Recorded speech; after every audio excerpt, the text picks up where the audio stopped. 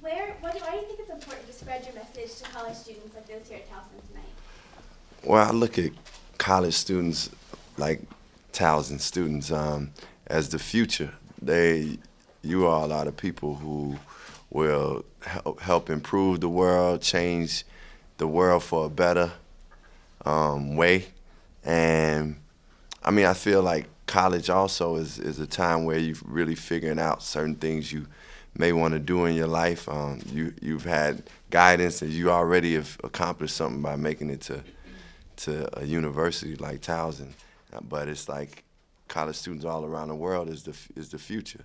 So for me, it's a chance to share in my thoughts and also listen to the perspectives of students at this school, and we kind of share the dialogue and come up with ideas where we can all walk back into the world as better people. So I'm hoping that if I can affect 50%, 75%, hopefully 100% of the people that listen, I mean, then they'll go out and do something great. And maybe, I always learn at these sessions too.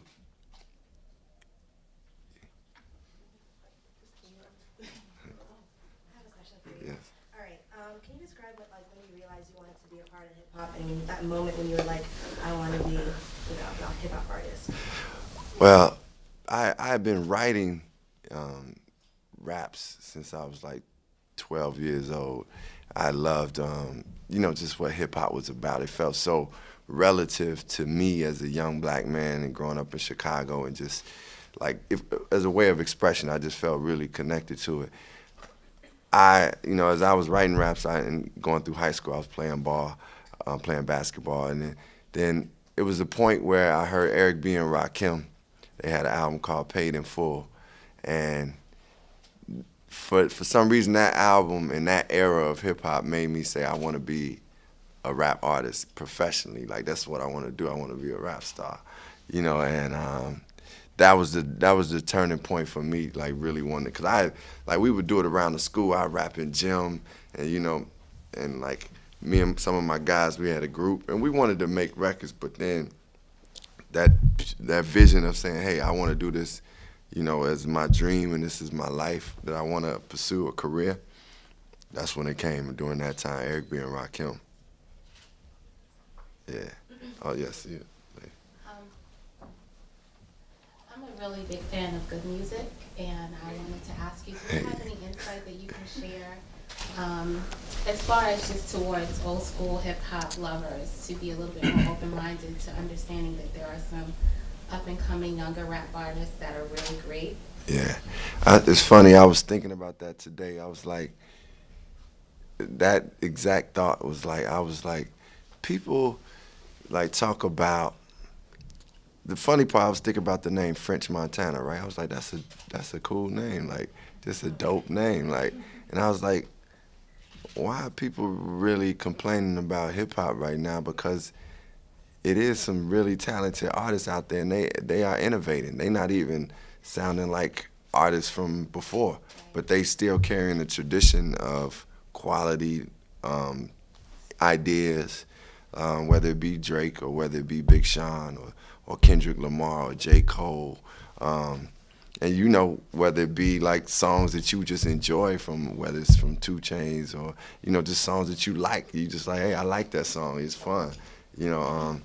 A$AP Rocky, all these guys, like, I feel like they really are showing like the diversity in hip hop, meaning like I don't think Big Sean is the same as Drake, or I don't think Kendrick is the same as 2 Chainz, but they can be on a record together, they can make good music, and I always think some of the torch carriers like myself or Kanye or always bring something, Jay-Z, these guys bring new things too. But I mean, with the younger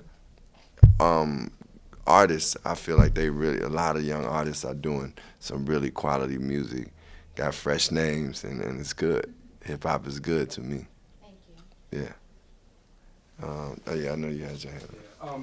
Well, I was going to ask you how you felt about the state of hip hop, but luckily, you guys had to ask the question first. Mm. So, with that being said, obviously the younger generation and the older generation are able to make music together. So I'm wondering, I'm curious, because I know that you have a mixtape that's coming out in April.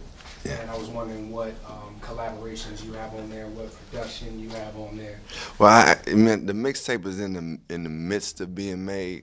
I really recorded some songs a while ago, and then I'm just getting back in gear to finishing it up and But I am looking to have some, like I definitely want to do some stuff with Sean, and I would love to have some stuff with Kendrick Lamar. But even like I did some work on Hit Boy's mixtape, and I probably have him do some beats on there. I got different, like usually, I go to my team in my camp, and I work with like a producer.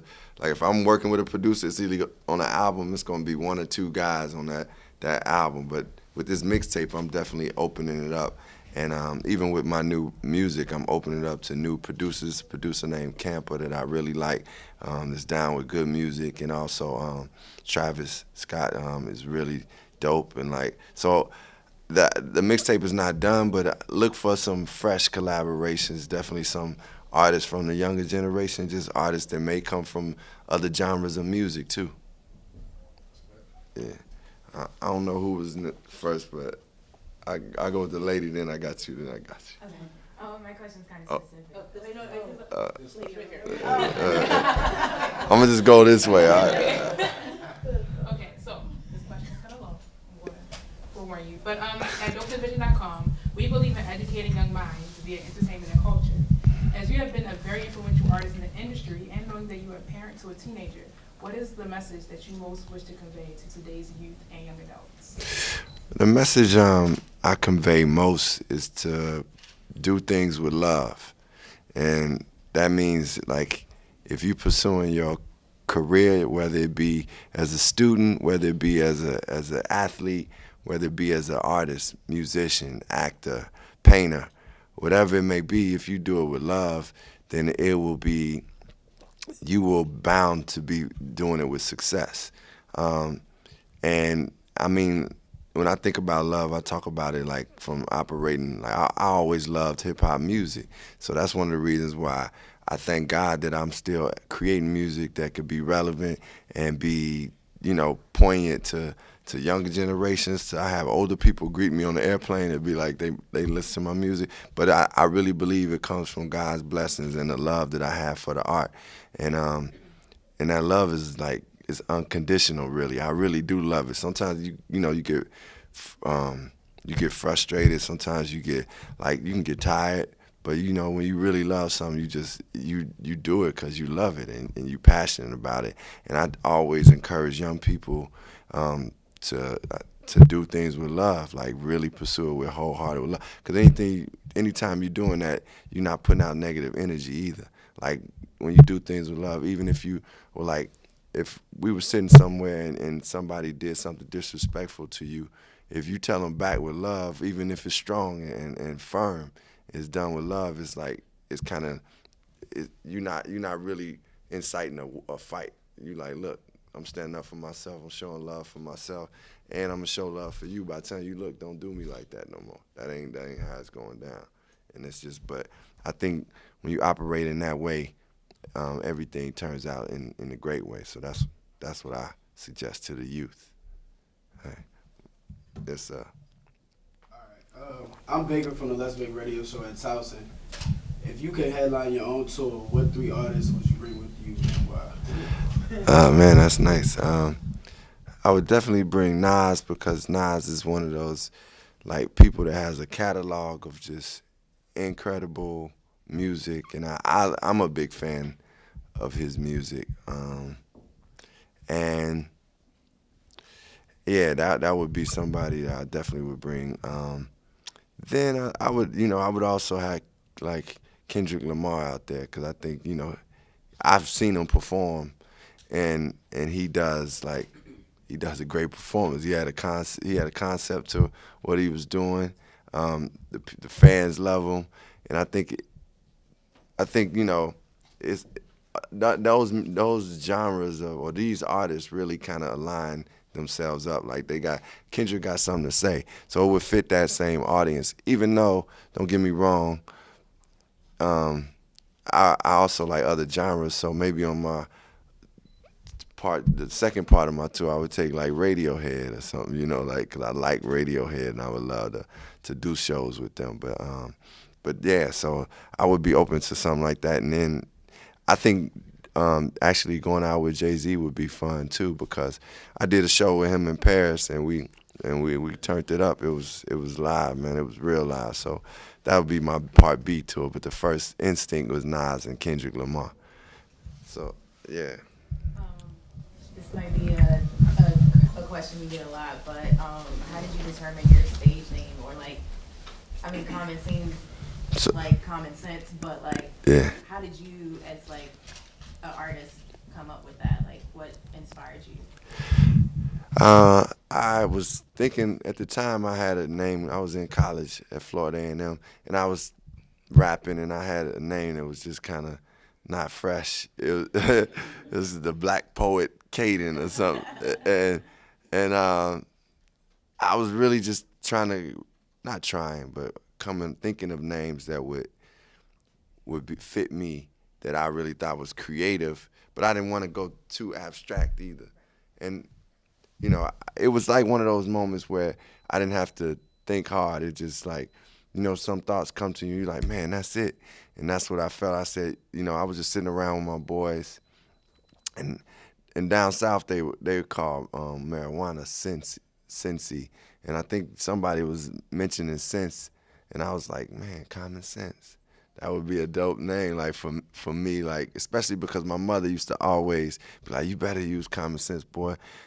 Sometimes you don't use your common sense." You know, all that stuff was just being stressed to me. So it was like, oh, that name is befitting for me, and I really just chose the name, and obviously at one point in my career, another act had the name. It was a group in California, so I had to shorten my name to Common, and that was like, man, it was the worst. I felt like I think that's when I lost my hair during that time.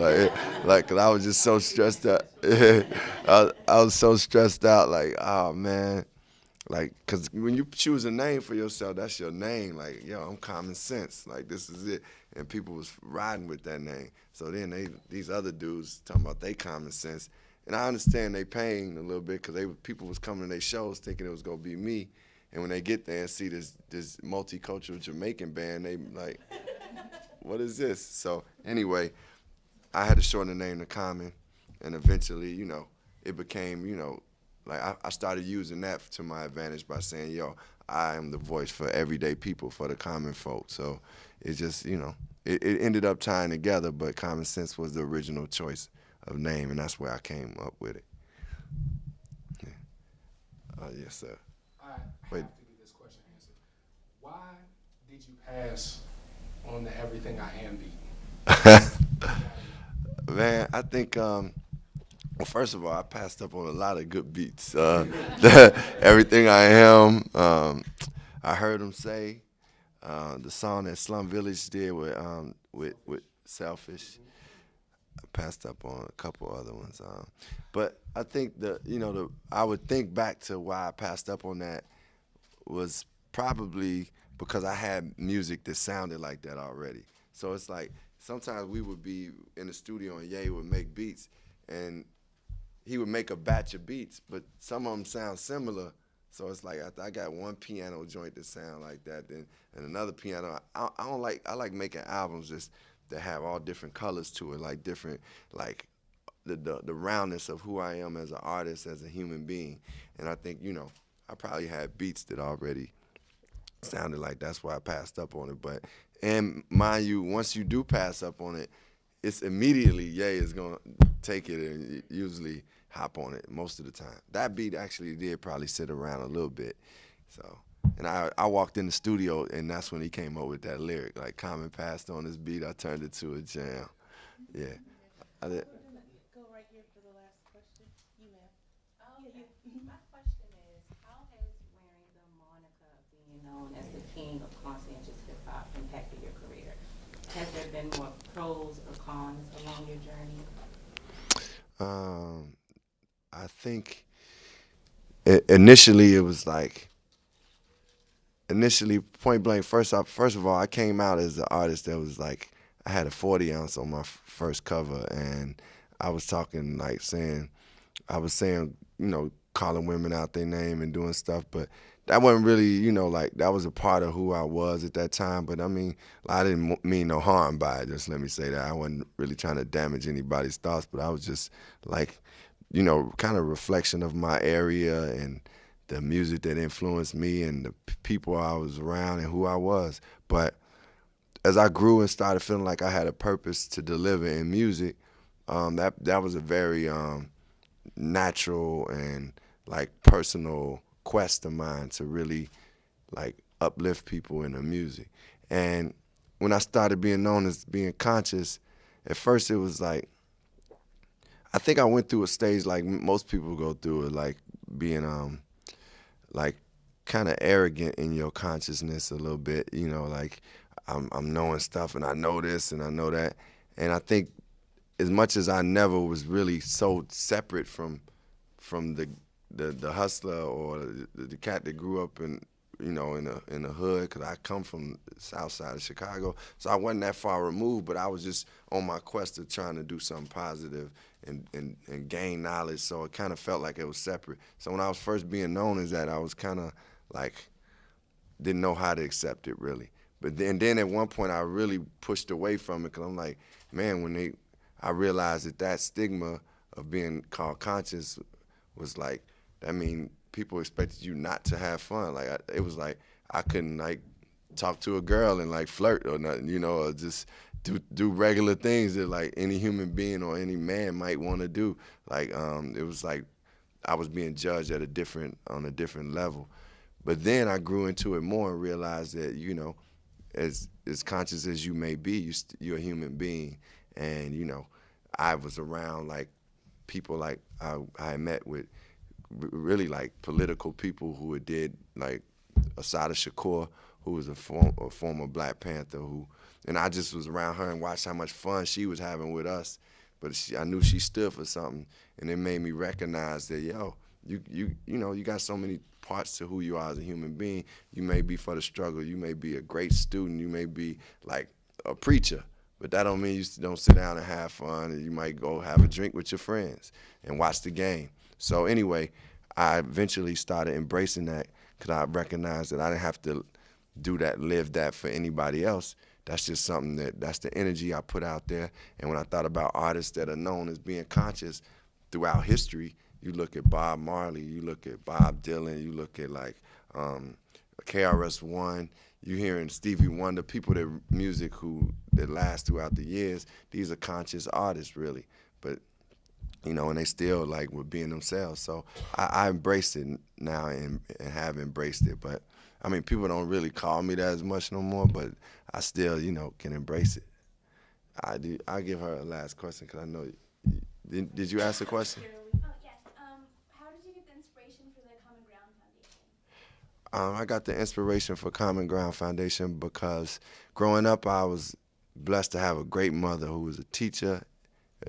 She was a teacher, but I have a great mother, and I saw her do for other people, and I also saw that some of my friends didn't have the parenting and the support that I had as a kid, and I was like, man, I want to help out my friends first of all, but then once I was afforded the chance and the blessing to pursue my dream, I realized that I could help out even more people with this platform, and I decided, let's do something for the young people, because I know coming from Chicago, we see that, young people need love, they need guidance, they need support, and that's when we came up with the Common Ground Foundation, which is there to empower the youth, and we use creative arts and different programs to help, just help them fulfill their dreams. So that's when I came up with that, and it's a team that works with it.